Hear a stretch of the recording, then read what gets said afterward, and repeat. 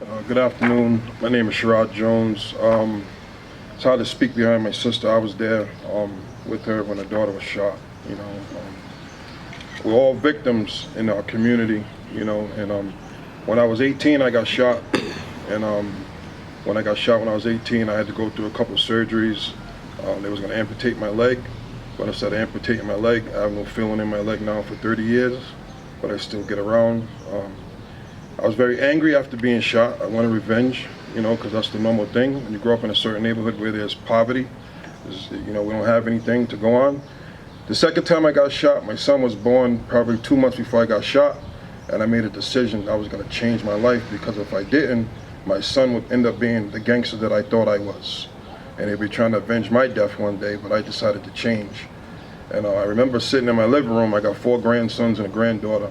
And my grandson said, "Pop, you got a boo-boo."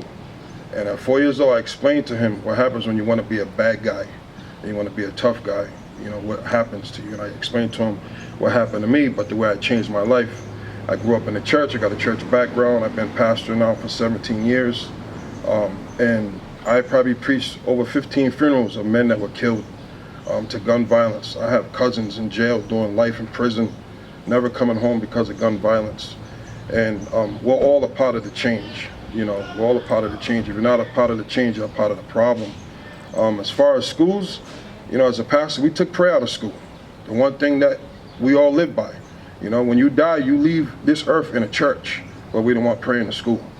I think if we covered our schools and covered our kids in prayer, I pray over my kids every day. I pray over my grandkids every day, because you don't know the next time you're going to see them.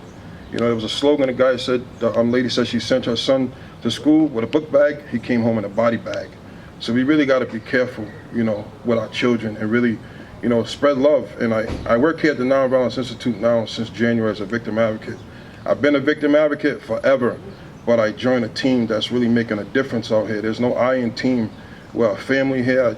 I thank Mr. Cedric for doing what he does as our director. I think Lisa is our boss, and our team is scattered out over here. To me, we're the heartbeat of nonviolence. Without us, nobody else is going to the street to try to bring change. And I believe that the first heartbeat is prayer. The second heartbeat is our team, our outreach team. Victim advocates. We go to the hospitals.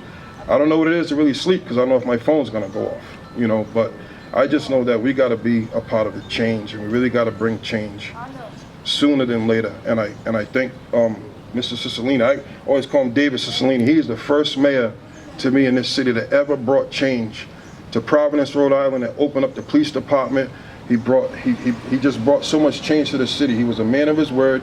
He's still pushing. He has not quit on us, and I thank God for this man, because we need him to keep pushing for us. Thank you.